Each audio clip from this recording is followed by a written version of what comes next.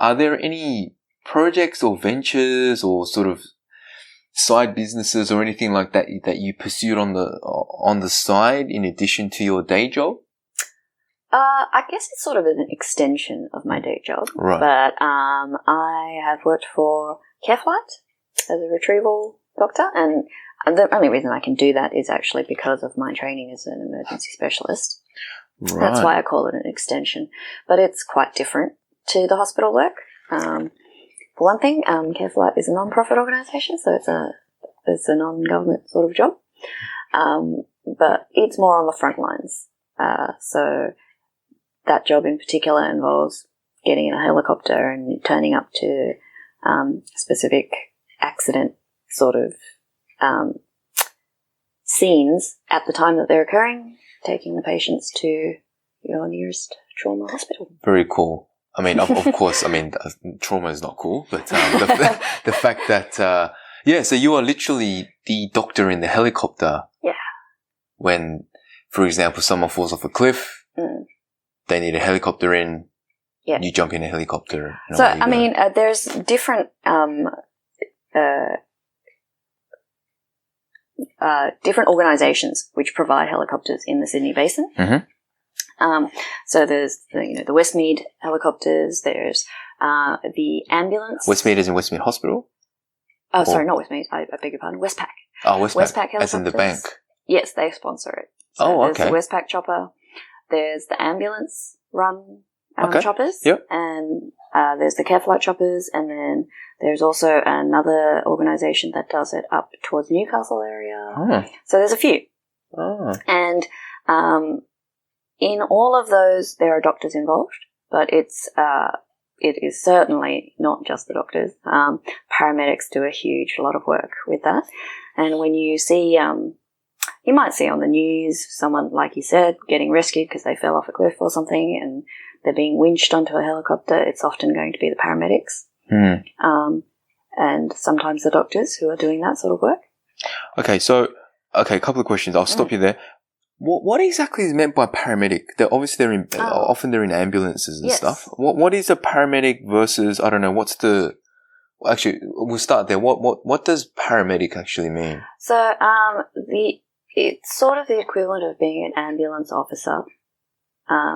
So just as much as someone who turns up in a fire truck in the uniform is going to be the fireman, someone who comes to you when the ambulance is called, they're going to be paramedics. Now, but there are people in the ambulance who are also not paramedics, but they're, I don't know, ambulance, like they are people who still provide first aid, but not necessarily paramedics. Can you get into that situation? Yeah, there's different levels of paramedics. So there are ambulances that are staffed with paramedics with different levels of skill.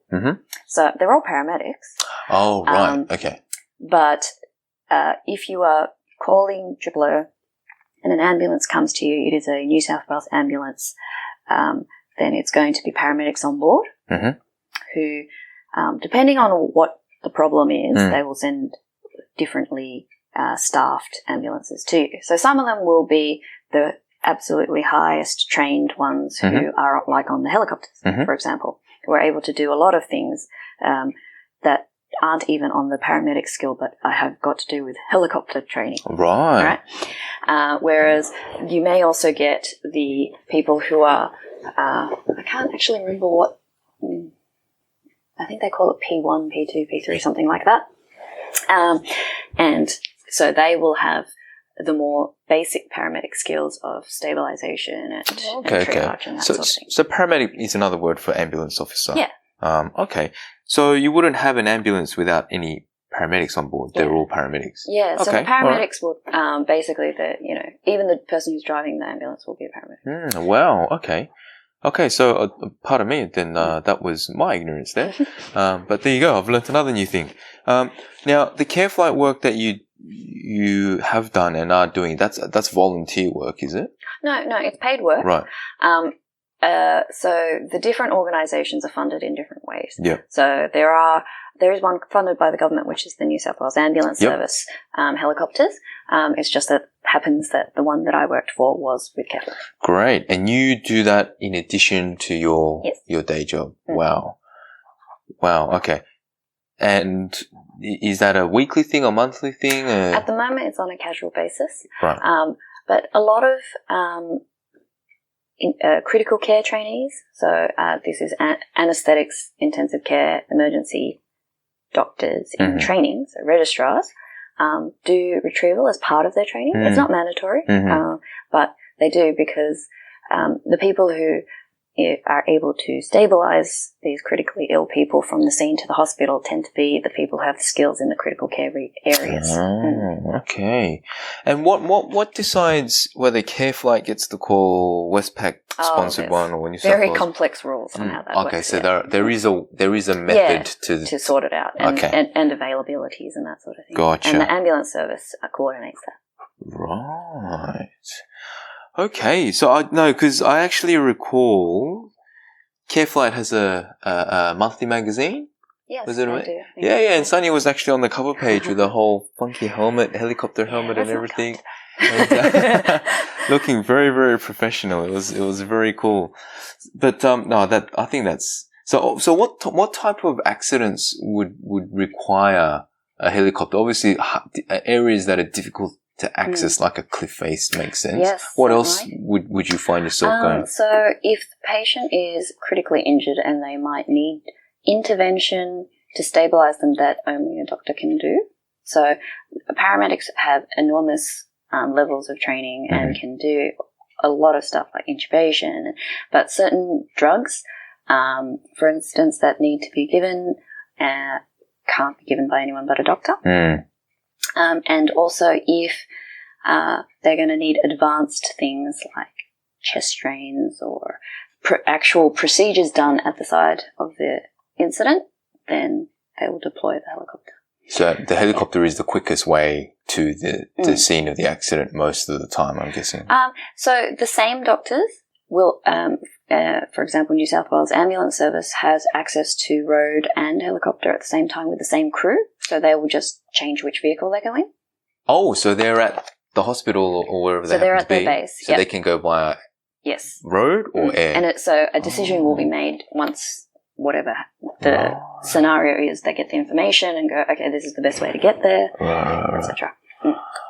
Oh, okay. So you might have a massive car accident and it's serious, it's messy, we need someone here quick, this is complicated. Yeah. You could end up going, So, or a helicopter. We've landed on motorways and bridges and, just parks and sort of things, just to be as close to the accident as possible. Wow. And another large chunk of the retrieval job is also transferring critically ill patients.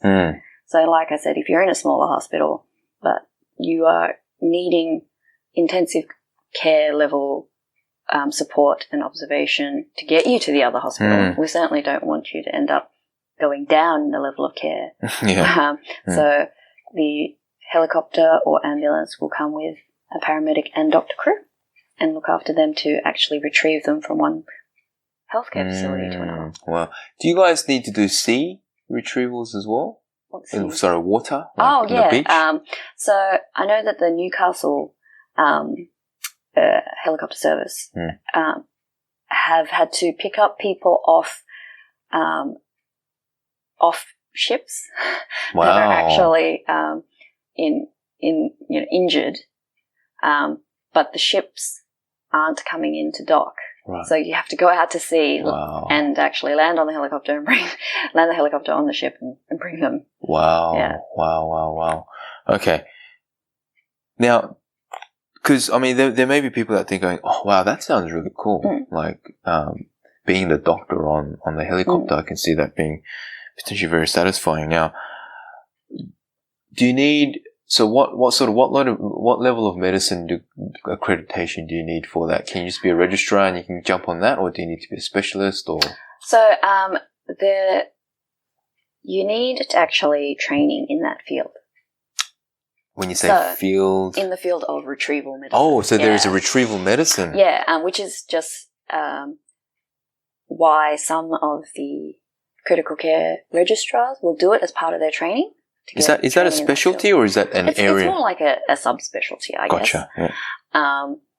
And so generally, in order to actually get into that field, you need to be senior, a senior trainee at least, in either anaesthetics, intensive care, or emergency before they will accept you to train you in this, because you need a baseline level of skill in order to adapt it to a retrieval situation. So a senior trainee in the path to specialising. Yes, in critical care. In critical care. Yeah.